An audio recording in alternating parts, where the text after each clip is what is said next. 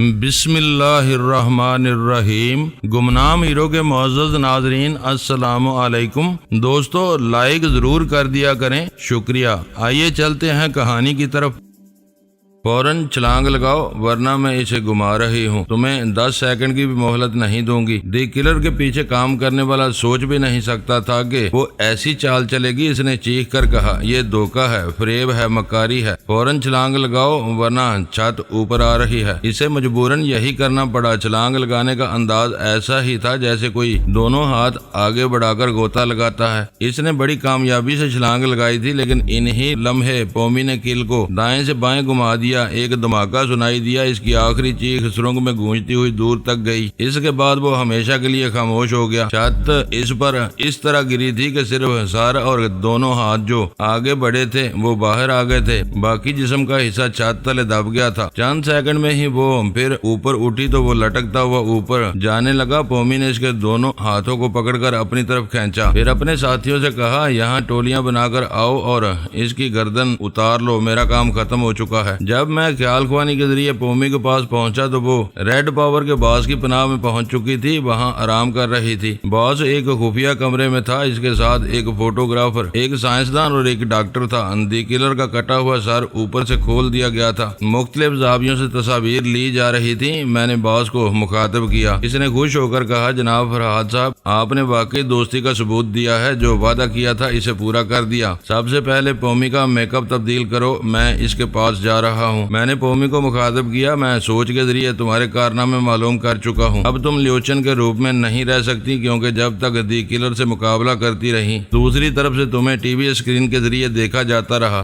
دی colour کی آنکھیں T V کیمرے کا کام کرتی ہیں، اس کے سامنے جو بھی آتا ہے اس کی تصاویر اور اس کی آوازیں دوسری طرف نشر ہوتی ہیں۔ میں اپنا روپ بدل لوں گی مگر تم وعدہ پورا کرو، تم اسی ملک میں ہو، مجھے لیڈی روزینہ کے فارم سے نکلنے دو، پھر کہیں نہ کہیں ضرور ملیں گے۔ میں نے ماسک مین کے پاس پہنچ کر اسے مخاطب کیا۔ وہ خوشی سے اچھل پڑا، کہنے لگا، آپ واقعی زبان کے دھنی ہیں، جو کہا تھا اسے کر دکھایا۔ میں نے کہا، دی کلر کا اثر میری طرف سے دوستی کا پہلا تحفہ ہے، قبول کریں۔ جناب میں آپ کے لیے ابھی تک کچھ نہیں کر سکا، حکم دیجئے۔ آپ میرے لیے بہت کچھ کر رہے ہیں، اس ملک میں قدم قدم پر ہمارے لیے آسانیاں فراہم کر رہے ہیں۔ اس نے پوچھا، آپ لیڈی روزینہ کے فارم میں کب تک رہیں گے؟ کچھ کہہ نہیں سکتا، کب تک قیام کرنا ہوگا۔ ویسے ایک اہم بات ہے، آج رات لیڈی روزینہ شاید ماسٹر کی سے ملاقات کرے گی، میں اس کا تعاقب کروں گا۔ نیو یارک میں آپ کا باس بہت ہوشیار اور تیز ترار ہے، وہ بڑی مستعدی سے ہمارے کام آتا ہے، اس کے ذریعے آج ماسٹر کی کو ٹریپ کر سکوں گا۔ ہو سکتا ہے صبح تک آپ کو یہ دوسری خوشخبری مل جائے۔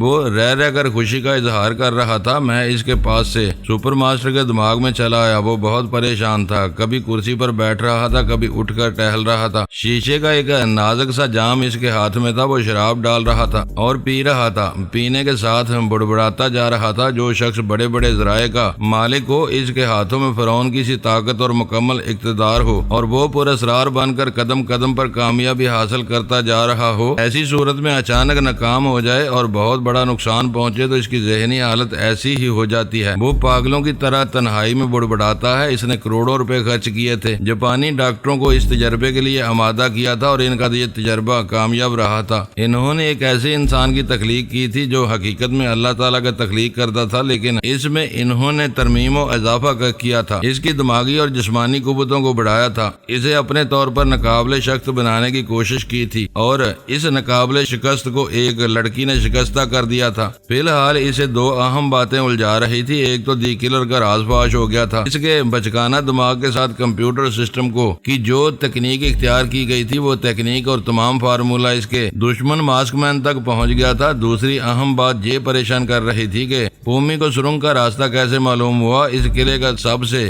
بڑا اور اہم شخص ماسٹر نوکو بھی وہ راستہ نہیں جانتا تھا۔ اب رہ کر یہی خیال دماغ میں آ رہا تھا کہ نوکو کو نہ بتانے کے باوجود شاید اس نے کسی طرح اس راستے کو دریافت کر لیا ہو اور اس نے سپر ماسٹر سے چھپایا ہو۔ پھر جب مسٹر نوکو آخری سانسیں لے رہا تھا تو فرہاد نے اس کے دماغ سے اس خفیہ راستے کو معلوم کیا ہو اور پومی کو وہاں پہنچا دیا ہو، سپر ماسٹر اس سے آگے کچھ نہیں سوچ سکتا تھا۔ وہ بڑا پراسرار بنا ہوا تھا، میرے دماغ میں پہنچنے کے متعلق سوچنا بھی نہیں چاہتا تھا۔ اس نے ڈرائیور باڈی گارڈ کو بلایا، پھر پوچھا رپورٹ دو، کیا ہو رہا ہے؟ میں نے آپ کی طرف سے حکم جاری کر دیا ہے کہ تمام بندرگاہوں اور ایئرپورٹ وغیرہ کی سختی سے ناکہ بندی کی جائے، ہر شخص ہر چیز کی تلاشی لیں، بدھی کلر کا سر یہاں سے نہیں لے جا سکیں گے۔ اگر دماغ سے کمپیوٹر نکال کر لے جانا چاہیں گے تو ان کے ڈاکٹر اور سائنسدان پوری طرح سمجھ نہیں پائیں گے۔ سپر ماسٹر نے جھنجھلا کر کہا، دشمن نادان نہیں ہے، انہوں نے یہیں اپنے ڈاکٹروں اور سائنسدانوں کو جمع کر رکھا ہوگا۔ میں یقین سے کہتا ہوں وہ لوگ ابھی اس کے سر کے اطراف بیٹھے ہوئے ہیں اور اس کی اسٹڈی کر رہے ہیں۔ میں حکم دیتا ہوں اچانک ہی ریڈ پاور کے سفارت خانے اور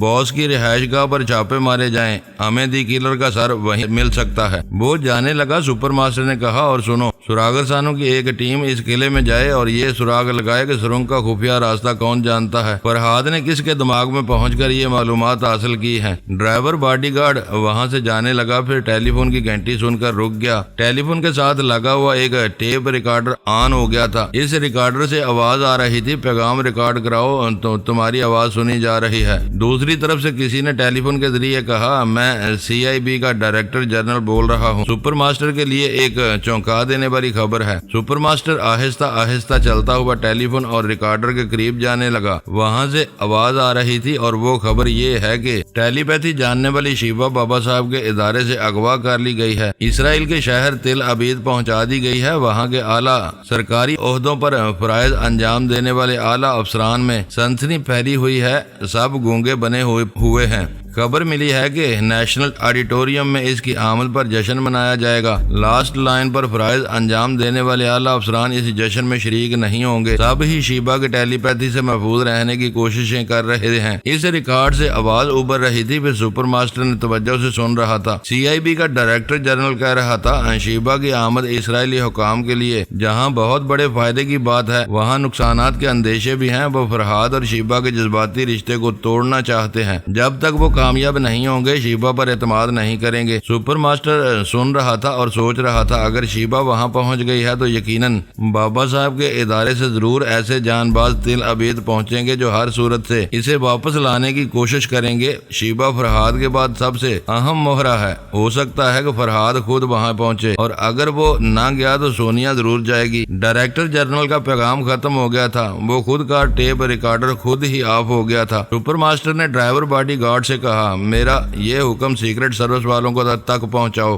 ہمارے سراغرساں جو تل ابید میں موجود ہیں وہاں ان کی ٹیم میں مزید ذہین اور تیز ترار افراد کا اضافہ کیا جائے۔ اگر ہم شیبا کو حاصل کرنے میں کامیاب ہو گئے تو ہمیں ایٹم بم اور ہائیڈروجن بم بنانے کی ضرورت نہیں پڑے گی۔ سپر ماسٹر کے دماغ میں چپ رہنے کے یہی فائدے حاصل ہو رہے تھے۔ میں کھلی کتاب کی طرح اس کے آئندہ منصوبوں کو پڑھتا اور سمجھتا جا رہا تھا۔ ڈرائیور باڈی گارڈ اس کا ڈرائیور بھی تھا اور پرسنل سیکرٹری بھی۔ وہ ٹیلی پرنٹر کے ذریعے اس کے تمام احکامات متعلقہ شعبوں تک پہنچاتا تھا۔ سپر ماسٹر کہہ رہا تھا، CIB کے ڈائریکٹر جنرل کو بتا دو اس کا پیغام سن لیا گیا ہے، اس سے پوچھو نیو یارک کے سراغرساں کیا کر رہے ہیں۔ سونیا اور فرحاد اب تک ہاتھ نہیں آئے۔ ماسٹر کی ہاتھ آتے آتے نکل گیا۔ کیا ہم یہ منحوس خبر بھی سنیں گے کہ فرحاد ہم سے پہلے ماسٹر کی تک پہنچ گیا ہے؟ وہ بولتے بولتے رک گیا، سر اٹھا کر سوچنے لگا۔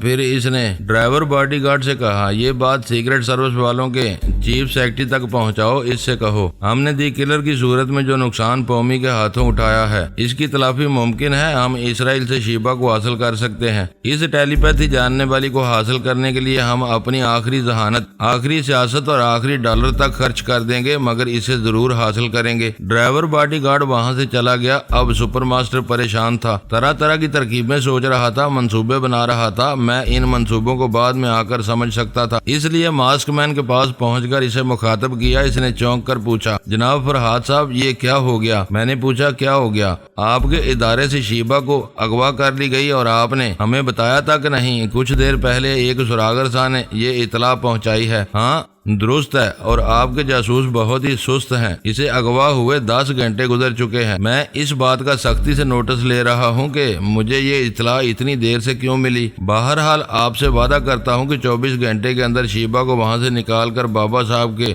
ادارے میں پہنچا دوں گا۔ میں نے پوچھا، آپ شیبہ کو اپنے پاس رکھنا نہیں چاہیں گے؟ اس کے پاس ٹیلی پیتھی کی طاقت ہے جناب، میرا دل بہت چاہتا ہے یہ قوت میرے اپنے ملک میں آ جائے، لیکن آپ کی دوستی عزیز ہے۔ آپ میرے بن کر رہیں گے تو شیبہ بھی میرا ساتھ دیتی رہے گی۔ میں یہ بتانے آیا ہوں کہ سپر ماسٹر شیبہ کو حاصل کرنے کے لیے ایڑی چوٹی کا زور لگا رہا ہے۔ مجھے اسرائیل میں ہر لمحہ آپ کے آدمیوں کی ضرورت پڑے گی، وہاں جو آپ کے اہم افراد ہیں ان کی آوازوں کا کیسٹ تیار رکھیے، میں کسی وقت آپ سے یا یہاں کے باس سے سن لوں گا۔ ان کی آواز کے کیسٹ میرے پاس ہیں، آپ جب چاہیں سن سکتے ہیں۔ میں اپنی جگہ حاضر ہو گیا۔ اب مجھے شیبہ کے پاس جانا تھا۔ اسرائیل میں رات کے 10 بجنے والے تھے۔ ادھر مجھے دماغی طور پر حاضر رہنا تھا، کسی وقت بھی پچھلے دروازے پر دستک ہو سکتی تھی۔ مجھے کسی لڑکی کے ساتھ لیڈی روزینہ کے تعاقب میں جانا تھا۔ آج ماسٹر کی سے پہلی ملاقات ہوتی اور شاید فیصلہ کن ملاقات ہوتی۔ میں شیبہ کے پاس آ گیا۔ وہ ایک قیمتی ایئر کنڈیشن کار میں بیٹھی ہوئی تھی۔ وہ کار نیشنل آڈیٹوریم کے اس مخصوص گیٹ کے پاس آ کر رک گئی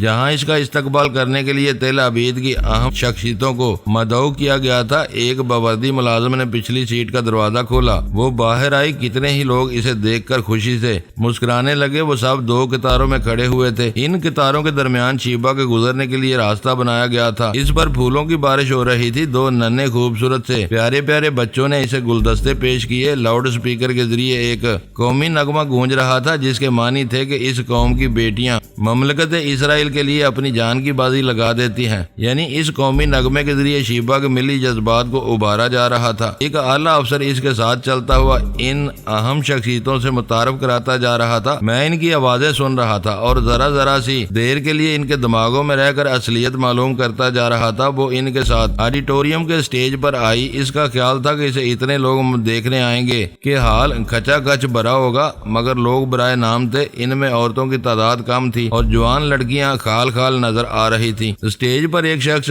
بڑی تفصیل سے شیبہ کے حالات زندگی بیان کر رہا تھا۔ میں نے کہا، جہاں تم کار سے اتری تھی وہاں استقبال کے لیے یہاں کی اہم شخصیتوں کو مدعو کیا گیا تھا، مگر وہ شخصیتیں موجود نہیں تھی۔ ان میں سے کوئی سیاسی لیڈر تھا، کوئی بہت بڑا بزنس مین اور سرمایہ دار تھا، اور چند ایسے یہودی سفیر تھے جو مختلف ممالک سے چھٹیوں پر آئے ہوئے ہیں، لیکن ان میں کوئی تمہارے سامنے نہیں آیا۔ شیبہ نے وہاں کے منتظم اعلیٰ سے پوچھا، جن لوگوں کو میرا استقبال کرنے کے لیے یہاں ہونا چاہیے تھا وہ کہاں ہیں؟ منتظم اعلیٰ نے جھجکتے ہوئے کہا، مس صاحبہ، یہاں سبھی موجود ہیں۔ ہرگز نہیں، مجھ سے کوئی بات چھپ نہیں سکتی۔ جن لوگوں کو مدعو کیا گیا تھا وہ نہیں آئے، اور کیا میرے استقبال کے لیے یہی چند افراد ہیں جو حال میں نظر آ رہے ہیں؟ شیبہ نے اپنی جگہ سے اٹھ کر تقریر کرنے والے شخص کو مخاطب کیا اور کہا، اپنی بکواس بند کرو، میری زندگی کے حالات بیان کرنا ضروری نہیں ہے۔ میں پوچھتی ہوں یہاں مجھے کیوں بلایا گیا ہے؟ کیا میری آمد پر اسی طرح جشن منایا جا رہا ہے؟ منتظم اعلیٰ نے بڑی عاجزی سے کہا، مس صاحبہ، یقیناً آپ کا علم ایسا ہے کہ حقیقت چھپ نہیں سکتی۔ ہم نے جن لوگوں کو مدعو کیا تھا ان میں سے کسی کے سر میں اور کسی کے پیٹ میں درد ہے، کسی کے ہاں اچانک شادی کی رسم ہونے والی ہے، کسی کے ہاں موت ہو گئی ہے، اسی طرح کچھ لوگ نہیں آ سکے۔ شیبہ نے غصے سے کہا، تم کچھ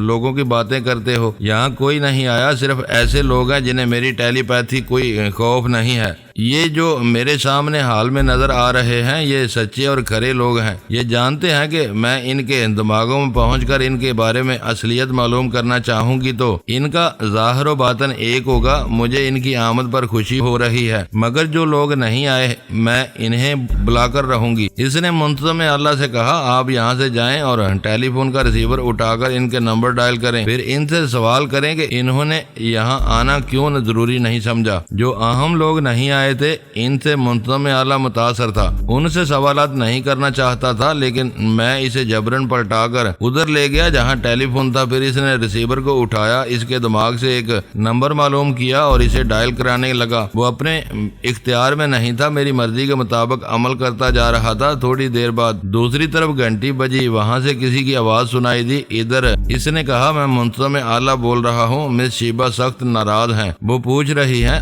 آپ یہاں کیوں نہیں آئے۔ گئے۔ میں نے پہلے ہی معذرت چاہی تھی، میری طبیعت ٹھیک نہیں ہے۔ منتظم اعلیٰ نے ریسیور رکھ دیا۔ میں دوسری طرف بولنے والے کے پاس پہنچ گیا۔ وہ بہت بڑا بزنس مین تھا، اپنے دوستوں کے ساتھ بیٹھ کر شراب پی رہا تھا اور کاروباری گفتگو کر رہا تھا۔ ذرا سی دیر میں پتہ چل گیا وہ شیبہ کا سامنا کرنے سے محض اس لیے کترا رہا تھا کہ وہ دماغ میں پہنچ کر انکم ٹیکس کی چوری اور چور بازاری کے سلسلے میں سارا بید کھول دے گی۔ اس کے ہاتھ میں شراب کا جام تھا۔ اچانک ہی وہ ہاتھ سے چھوٹ کر میز پر گر پڑا۔ وہ اچھل کر کھڑا ہو گیا۔ اس کے دماغ میں آواز آئی، میں شیبہ بول رہی ہوں، 15 منٹ کے اندر نیشنل آڈیٹوریم میں پہنچ جاؤ ورنہ جانتے ہو کیا ہوگا۔ میں نے بات ادھوری چھوڑ دی۔ اس کے دماغ پر قابض ہو گیا۔ اس نے شراب کی بوتل کو اس کی گردن سے پکڑ لیا، پھر اسے میز پر دے مارا۔ بوتل ٹوٹ کر آدھی رہ گئی، شراب دور تک بکھر گئی۔ اس کے کاروباری دوست فوراً ہی کھڑے ہو کر پیچھے ہٹ گئے۔ اسے حیرانی سے دیکھتے ہوئے بولے، یہ تمہیں کیا ہو گیا ہے؟ اس نے ٹوٹی ہوئی بوتل ان کی طرف دکھاتے ہوئے کہا، مجھ پر شیبہ کی طرف سے بے خودی کا مرد طاری ہو گیا ہے۔ میں اپنے آپ میں نہیں ہوں، اس ٹوٹی ہوئی بوتل سے کسی کو بھی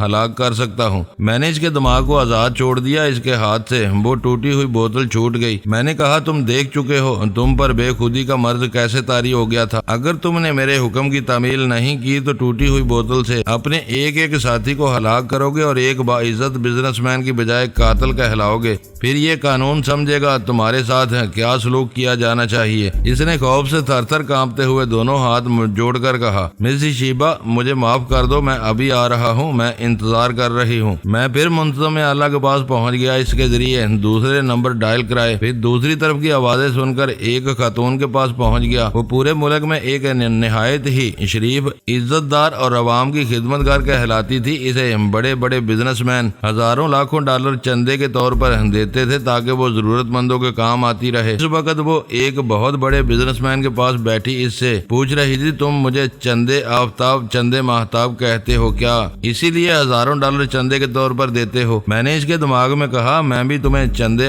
دینا چاہتی ہوں، سیدھی نیشنل آڈیٹوریم میں چلی آؤ۔ وہ ایک دم سے گھبرا کر اپنے سر کو تھام کر چھت کی طرف تکنے لگی۔ اس کے دماغ میں آواز گونج رہی تھی، میں شیبہ بول رہی ہوں، اٹھو، نہیں اٹھو گی تو دیکھو میں کس طرح اٹھا رہی ہوں۔ دوسرے ہی لمحے وہ ایک جھٹکے سے اٹھ کھڑی ہو گئی۔ پھر اس نے بستر پر سے چھلانگ لگائی اور فرش پر آ گئی۔ اپنے لباس کی طرف جانا چاہتی تھی۔ اس کے دماغ میں آواز آئی، ہرگز نہیں، تم اسے ہاتھ نہیں لگاؤ گی، جیسی ہو ویسی ہی چلی آؤ۔ وہ اس طرح نہیں آنا چاہتی تھی لیکن دماغ قابو میں نہیں رہا تھا۔ وہ بے اختیار پلٹ گئی، دروازہ کھولتے ہوئے وہاں سے بھاگتے ہوئے باہر آ گئی۔ اس کی کار پورچ میں کھڑی ہوئی تھی۔ اس نے وہاں پہنچ کر اسٹیئرنگ سیٹ سنبھالی، اسے سٹارٹ کیا، پھر ڈرائیو کرنے لگی۔ دماغ میں وہی آواز گونج رہی تھی، میں شیبہ بول رہی ہوں اور وارننگ دے رہی ہوں کہ اگر تم نے اپنا راستہ بدلا اور 15 منٹ کے اندر آڈیٹوریم میں نہ پہنچی تو اچانک ایکسیڈنٹ ہوگا اور تم کار سے نکل نہیں پاؤ گی، اسی میں فنا ہو جاؤ گی۔ وہ گھبرا کر چیخنے لگی، میں آ رہی ہوں، میں آ رہی ہوں۔ اور وہ آ رہی تھی، تیزی سے ڈرائیو کرتی جا رہی تھی۔ میں اس کے بعد بھی یکے بعد دیگرے ان لوگوں کو ٹریپ کرتا جا رہا تھا جو ٹیلی پیتھی سے بچ کر رہنا چاہتے تھے۔ ادھر شیبہ نے آڈیٹوریم میں بیٹھنے والوں سے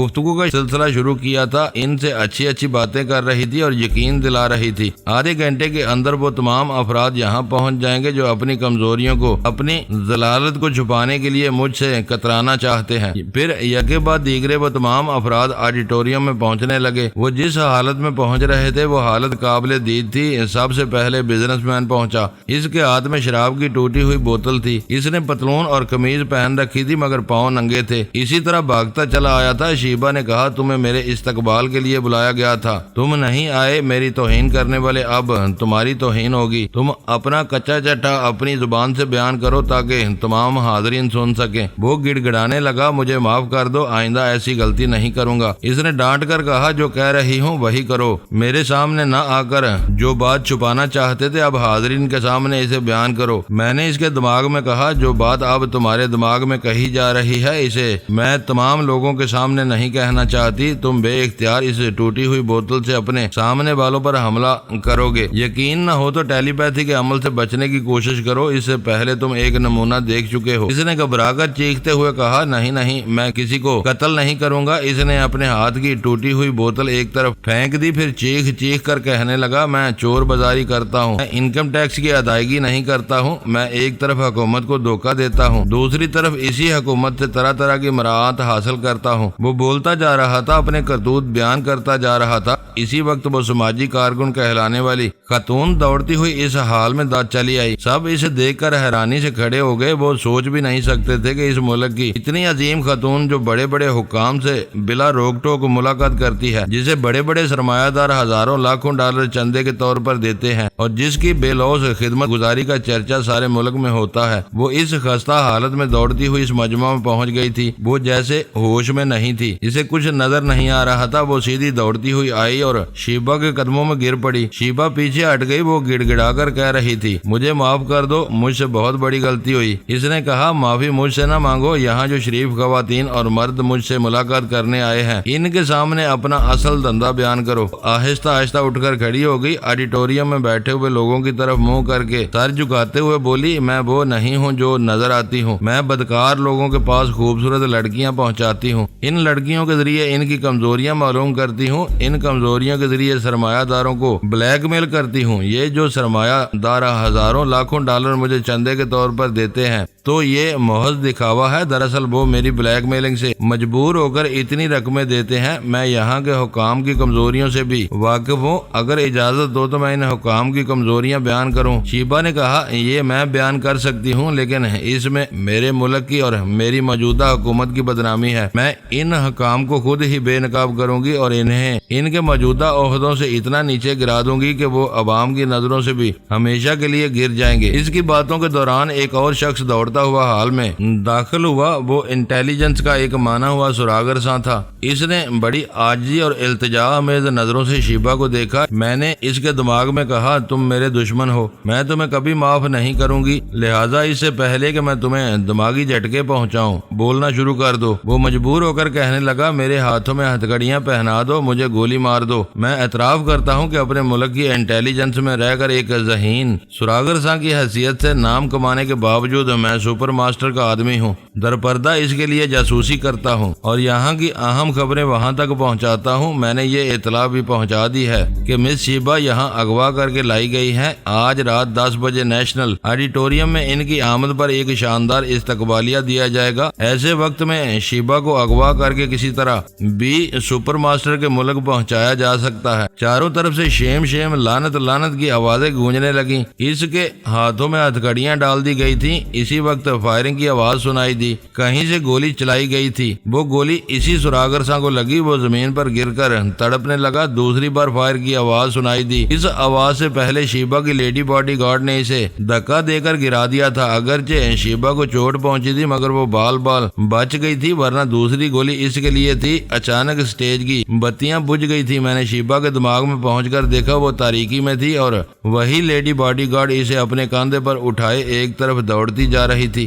میری خیال خوانی کا سلسلہ ٹوٹ گیا۔ میں نے چونک کر اپنی خوابگاہ کے پچھلے دروازے کو دیکھا، وہاں مخصوص انداز میں دستک سنائی دے رہی تھی۔ میں نے دبے قدموں وہاں جا کر دروازے کو آہستگی سے کھولا۔ نیم تاریکی میں ایک عورت دکھائی دی، اس نے خود کو چادر میں چھپا رکھا تھا۔ میں نے آہستگی سے کہا، ابھی آ رہا ہوں۔ میں جوتے وغیرہ پہننے کے لیے کمرے میں آیا۔ اسی دوران خیال خوانی کے ذریعے شیبہ کی خبر لی۔ اس وقت تک وہ اپنی کار میں پہنچ گئی تھی۔ کمانڈو ایکس بھی موجود تھا۔ مجھے اس کی طرف سے فکر نہیں تھی۔ جس کار کے اندر پہنچ گئی تھی وہ بلٹ پروف تھی۔ کمانڈو ایکس ڈرائیو کرتا ہوا اسے رہائش گاہ کی طرف لے جا رہا تھا۔ اس کے آس پاس دونوں لیڈی باڈی گارڈ اس کی حفاظت کے لیے بیٹھی ہوئی تھی۔ میں نے کہا، فکر نہ کرو، تم آرام سے اپنی رہائش گاہ تک پہنچ جاؤ گی، میں تمہاری خبر لیتا رہوں گا۔ ابھی میرا دماغی طور پر حاضر رہنا ضروری ہے۔ میں پھر حاضر ہو گیا۔ میں نے جوتے وغیرہ پہن لیے تھے۔ وہاں سے دبے قدموں چلتا ہوا پچھلے دروازے کی طرف آیا۔ پھر میں نے باہر نکل کر دروازے کو بند کر دیا۔ میں نہیں جانتا تھا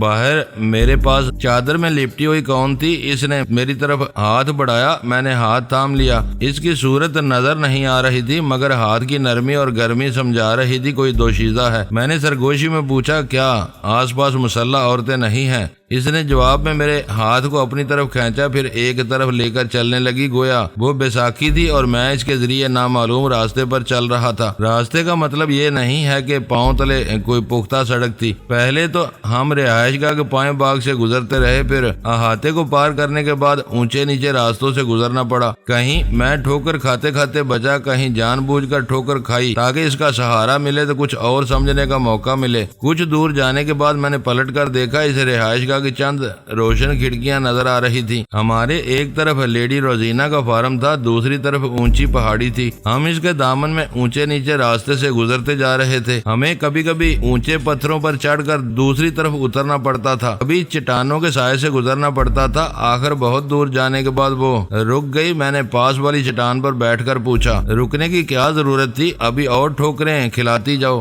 میں یہ ماننے کو تیار نہیں ہوں کہ تم میری زبان نہیں سمجھ رہی ہو۔ میں نے چپ ہو کر اس کی طرف دیکھا۔ ہمارے آس پاس اندھیرا تھا۔ میرے پاس لیڈی روزینہ کی آنکھیں نہیں تھی، نہ ہی اینٹی ڈارک لینس تھا کہ پہن کر اس کی صورت دیکھ لیتا۔ شاید روشنی ہوتی تب بھی وہ نظر نہ آتی، کیونکہ چادر میں لپٹی ہوئی تھی۔ اس طرح چادر میں اسے دیکھ کر اچانک ہی حدیقہ یاد آ گئی۔ وہ میری زندگی کی پہلی اور آخری لڑکی تھی جو پر اسرار کے پردوں میں آئی تھی، اور پردے ہی پردے میں ایسی رخصت ہوئی تھی کہ پھر ملاقات نہ ہو سکی۔ پتہ نہیں وہ کہاں ہوگی، کس حال میں ہوگی۔ میں نے اس کا تصور کرتے ہوئے اپنے سامنے والی کا ہاتھ تھام لیا۔ جواباً وہ دوسرے ہاتھ سے میرے ہاتھ کو تھام کر انگلیوں کی اشاراتی زبان سے سمجھانے لگی۔ میں سمجھ رہا تھا ابھی ہمیں اس پہاڑی پر کچھ بلندی تک چڑھنا ہے۔ میں نے اپنی زبان سے کہا، میں کیسے چڑھ سکتا ہوں؟ یہاں تاریکی ہے، تم کس طرح راستہ سمجھ لیتی ہو؟ اس نے پھر اشاراتی زبان سے کہا، میں نے آنکھوں پر اینٹی ڈارک لینس پہن رکھا ہے، اسی لیے چادر اوڑھ رکھی ہے تاکہ دور سے کسی مسلح عورت کو میری چمکتی ہوئی آنکھیں نظر نہ آئیں۔ میرے لیے بھی ایک اینٹی ڈارک آئی لینس لانا چاہیے تھا، میں اسے آنکھوں پر چڑھا کر تمہاری چادر میں چھپ جاتا۔ ہم دونوں اسی طرح اپنے سروں کو چادر میں چھپائے اس پہاڑی پر چڑھتے جاتے۔ اس نے جواب میں میرے ایک ہاتھ پر کچھ رکھا۔ میں نے دیکھا وہ اینٹی ڈارک گاگل تھے، اس کے شیشے اندھیرے میں چمک رہے تھے۔ میں نے اسے پہن لیا۔ اس دوران اس لڑکی نے میرے سر پر چادر ڈال دی۔ اب کوئی دور سے دیکھتا تو وہ میری چمکتی ہوئی آنکھیں نظر نہ آتی۔ مجھے صاف طور پر نظر آ رہا تھا۔ سب سے پہلے تو میں نے اس نظر سے فائدہ اٹھا کر اسے دیکھا جو میرے بالکل قریب تھی۔ ابھی تھی، رنگ و روپ میں پھول تھی، پتھر نہیں تھی۔ وہ آگے بڑھنے لگی تو میں پیچھے رہ گیا۔ چادر آگے پیچھے ہو گئی۔ میں جب آگے بڑھتا ہوا اس کے برابر ہوا تو وہ چند قدم چلنے کے بعد پیچھے ہو گئی۔ میری طرح قدم نہیں بڑھا رہی تھی۔ ہم اونچائی پر چڑھ رہے تھے۔ میں نے کہا، اگر راستہ ہموار ہوتا تو آگے پیچھے ہو جاتے۔ اس بلندی پر چڑھنے کے لیے ہمیں ایک ساتھ قدم اٹھانا ہوگا، ایک ساتھ آگے بڑھنا ہوگا۔ اس کے لیے ضروری ہے کہ ہم ایک دوسرے کے ساتھ رہیں۔ اس طرح میں نے اس کے بازو میں ہاتھ ڈالا۔ وہ قریب آ گئی، پھر اسے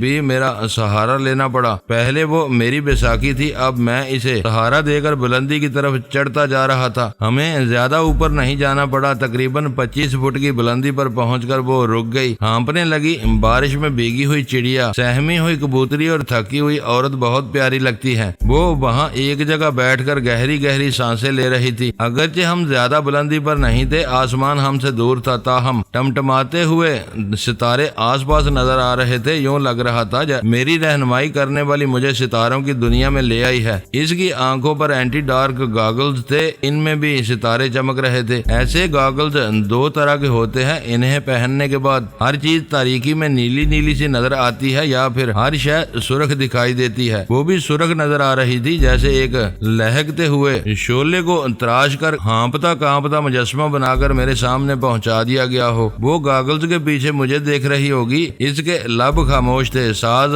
خاموش ہی رہتا ہے، کوئی چھیڑے تو بولتا ہے اور سر میں بولتا ہے۔ آخر وہ بھی بولنے لگی، مگر اس کی زبان سمجھ میں نہیں آ رہی تھی۔ میں نے کہا، زبانیں یار من ترکی و من ترکی نمی دانم۔ میرے یار کی زبان ترکی ہے اور میں ترکی نہیں جانتا۔ اس بات پر وہ انگلیوں کے اشارے سے اپنی بات سمجھانے لگی۔ وہ کہہ رہی تھی، یہاں سے 2 قدم آگے بڑھو، ایک چھوٹا سا غار دکھائی دے گا، ہمیں اس کے اندر جانا ہے۔ ماسٹر کی وہیں لیڈی روزینہ سے ملنے آئے گا، ان کے آنے سے پہلے ہمیں وہاں چھپ کر رہنا ہوگا۔ تم میری باتوں کا جواب دیتی آ رہی ہو، اس کا مطلب ہے میری زبان سمجھتی ہو مگر بولنا نہیں چاہتی۔ وہ کوئی جواب دیے بغیر آگے بڑھ گئی۔ میں نے اس کے ہاتھ چلتے ہوئے 2-4 قدم کے فاصلے پر ہی ایک گڑھا دیکھا۔ بظاہر تو وہ ایک خندق سی دکھائی دیتی تھی، مگر وہ غار کا دانا تھا۔ اس کے اندر نہ جانے کتنی دور تک راستہ گیا ہوگا۔ وہاں ایسی کوئی جگہ ہوگی جہاں ماسٹر کی اور لیڈی روزینہ نے ملاقات کرنا مناسب سمجھا ہوگا، ورنہ لیڈی روزینہ اسے اپنی رہائش گاہ میں بھی ملاقات کے لیے بلا سکتی تھی۔ میں نے ساتھی سے پوچھا، لیڈی نے اتنی دور ملاقات کرنا کیوں مناسب سمجھا؟ وہ آرام سے اپنی رہائش گاہ میں ماسٹر کی کو بلا سکتی تھی۔ وہ اپنی زبان میں کہنے لگی، لیڈی روزینہ کسی بھی غیر مرد کو رہائش گاہ میں نہیں بلاتی، صرف وہی شخص وہاں داخل ہو سکتا ہے جو آئندہ اس کا شوہر بننے والا ہو۔ ہم نے غار کے دانے میں قدم رکھا۔ اینٹی ڈارک گاگلز کا یہ بڑا فائدہ ہے، ایسی تاریکی میں ٹارچ وغیرہ کی ضرورت پیش نہیں آتی، ہر چیز دکھائی دیتی ہے۔ اب راستہ ہموار تھا، اس کے باوجود اس نے میرے ہاتھ کو تھام لیا تھا۔ غار کے اندر چھوٹے بڑے پتھر تھے، ٹیڑھی میڑھی چٹانوں سے بنی ہوئی دیواریں تھی۔ سر اٹھا کر دیکھنے سے اس کی چھت پر ایسی نکیلی چٹانیں بھی نظر آتی تھی جسے وہ اب تب میں سر پر گر پڑے گی۔ ہم جس سرنگ نما راستے سے گزر رہے تھے، اس راستے پر اونچے اونچے پتھر تھے۔ ہمیں کبھی ان پتھروں پر چڑھ کر دوسری طرف جانا پڑتا تھا اور کبھی ان پتھروں اور دیواروں کے درمیانی شگاف سے گزرنا پڑتا تھا۔ اگرچہ راستہ دشوار گزار تھا، تاہم اپنے آپ کو چھپائے رکھنے کے لیے ایسی جگہیں تھیں جہاں ہمیں کوئی ڈھونڈ نہیں سکتا تھا۔ ہم اس غار میں تقریباً 100 گز کے فاصلے تک چلے گئے، پھر ایک کشادہ سی جگہ آئی جسے پتھروں کو تراش کر ایک چھوٹا سا ہال بنا دیا گیا ہو۔ اس ہال میں بھی مختلف جگہ بڑے بڑے اونچے پتھر رکھے ہوئے تھے، ٹیڑھی میڑھی چٹانوں میں چھپنے کی جگہ تھی۔ میں نے کہا شاید وہ اسی جگہ ملاقات کریں گے۔ ساتھی نے تائید میں سر ہلایا، مگر میرا ہاتھ تھام کر آگے بڑھتی گئی۔ ہم ایک بڑے شگاف سے گزر کر اس ہال نما جگہ سے آگے بڑھ گئے۔ وہ میرا ہاتھ چھوڑ کر ایک چٹان پر چڑھنے لگی۔ اس کے بعد میں اس چٹان پر آ گیا، لیکن یہ پہلی چڑھائی نہیں تھی۔ ہم مختلف پتھروں اور چٹانوں پر چڑھتے چلے گئے۔ جب ایک جگہ پہنچ کر رکے تو مجھے وہی ہال نما مقام نظر آیا جہاں سے ہم گزر کر آئے تھے اور جہاں ماسٹر کی لیڈی روزینہ سے ملنے والا تھا۔ گویا ہم اس ہال کی چھت پر ایسی جگہ پہنچ گئے تھے جہاں آرام سے بیٹھ کر یا لیٹ کر انہیں دیکھ سکتے تھے اور ان کی باتیں سن سکتے تھے، مگر انہیں نظر نہیں آ سکتے تھے۔ وہاں پہنچ کر میری رہنما ساتھی نے اپنے شانے سے ایک بیگ کو اتارا، اسے ایک طرف رکھ دیا، پھر ایک پتھر سے ٹیک لگا کر بیٹھ گئی۔ غار میں پہنچنے کے بعد ہم نے چادر اتار دی تھی، اس کا سراپا میری نگاہوں کے سامنے تھا۔ میں پاس آ کر بیٹھ گیا، سردی شباب پر تھی۔ ہم نے موسم کی مناسبت سے گرم لباس پہن رکھا تھا، سر پر فر کی ٹوپیاں تھی جو کانوں کو ڈانپ رہی تھی، پاؤں میں گرم موزے اور بے آواز چرمی جوتے تھے۔ میں نے پوچھا وہ کب تک آئیں گے؟ اس نے اشاروں کی زبان سے کہا میں نہیں جانتی، مدام نے مجھ سے کہا تھا میں رات کے 9 بجے تمہیں یہاں لا کر چھپا دوں، وہ 1 گھنٹے بعد بھی آ سکتے ہیں اور آدھی رات کے بعد بھی پہنچ سکتے ہیں۔ ان کا انتظار تکلیف دہ ہوگا، مگر انتظار کرنا ہی پڑے گا۔ جہاں تمہاری جیسی رہنما ساتھی ہو وہاں انتظار کی طوالت کا پتہ ہی نہیں چلتا، ساری رات آنکھوں ہی آنکھوں میں کٹ جاتی ہے۔ میں نے انگلیوں کے اشاروں سے کہا اگر تم زبان سے نہ بولو، صرف اشاروں میں گفتگو کرو تو بہتر ہوگا، وہ کسی وقت بھی پہنچ سکتے ہیں، یوں تمہاری آواز کانوں تک پہنچ سکتی ہے۔ تمہارا حکم سر، آنکھوں پر لو، زبان بند کر لی، ہونٹ سی لیے، سر تسلیم خم ہے جو مزاج یار میں آئے۔ میں چپ ہو گیا، وہ پہلے ہی گونگی بنی ہوئی تھی۔ ہم دونوں بڑی خاموشی سے پہاڑ جیسے وقت کو کاٹنے لگے۔ وقت پہاڑ بن جائے تو اسے محبت سے، شناسائی سے، رازداری سے دھیرے دھیرے کاٹا جاتا ہے۔ پھر بہت سارا وقت گزر گیا، رات خاموش رہی، غار میں سناٹا رہا، کسی کے قدموں کی چاپ سنائی نہیں دی۔ شکار کے پھنسنے کا انتظار کرنا بڑا ہی صبر آزما ہوتا ہے۔ ایسی صبر آزمائی کو مچھلی کا شکار کرنے والے ہی سمجھتے ہیں کہ کسی طرح پانی میں لاسا ڈال کر صبح سے شام ہو جاتی ہے۔ بعض اوقات پھر بھی مچھلی نہیں پھنستی، لیکن سونیا دھوکہ نہیں کھا سکتی تھی۔ اس نے لیڈی روزینہ کا مکمل پروگرام معلوم کیا ہوگا، تبھی مجھے اس لڑکی کے ساتھ یہاں تک پہنچایا تھا۔ وہ خود کہاں تھی یہ میں نہیں جانتا تھا، بس اتنا جانتا تھا کہ اس کی پلاننگ کے مطابق مچھلی نہیں مگر مچھ پھنسنے والا ہے۔ شیبا کو میں نے اس مقام پر چھوڑا تھا جب وہ انجانے دشمنوں کی گولیوں کی زد میں تھی۔ ایک لیڈی باڈی گارڈ نے اسے اپنے کاندھے پر اٹھا کر وہاں سے بھاگتے ہوئے اس کی جان بچائی تھی اور اسے بلٹ پروف کار کے اندر پہنچا دیا تھا۔ یہ سمجھنے کے لیے زیادہ ذہانت کی ضرورت نہیں تھی کہ کس نے اس پر گولی چلائی۔ یہ فائرنگ اس وقت شروع ہوئی جب اسرائیلی انٹیلیجنس کا ایک جاسوس بہت بری حالت میں نیشنل آڈیٹوریم کے سٹیج پر آیا تھا، اپنی غلطی کی معافی چاہی تھی۔ اسے شیبا کے استقبال کے لیے آنا چاہیے تھا، لیکن وہ محض اسی ڈر سے نہیں آ رہا تھا اس کا راز فاش ہو جاتا۔ آخر وہی ہوا، ٹیلی پیتھی نے بانڈا پھوڑ دیا۔ اسے سٹیج پر آ کر اعتراف کرنا پڑا کہ بظاہر وہ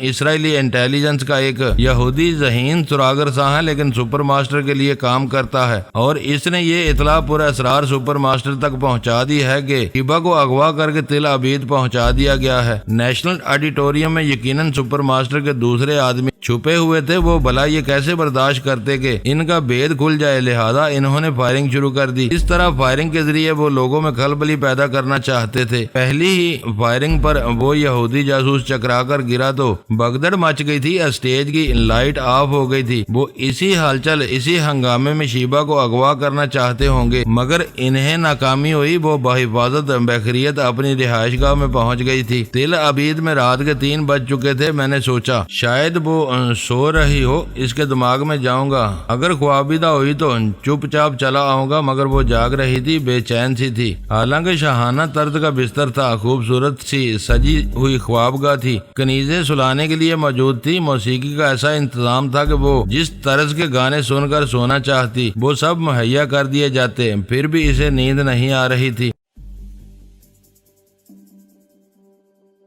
دوستو ویڈیو کو لائک ضرور کر دیا کریں۔ ISI پاک آرمی زندہ باد، پاکستان پائندہ باد۔ معزز ناظرین اپنا خیال رکھیے گا اور اپنے اس چینل کا بھی شکریہ۔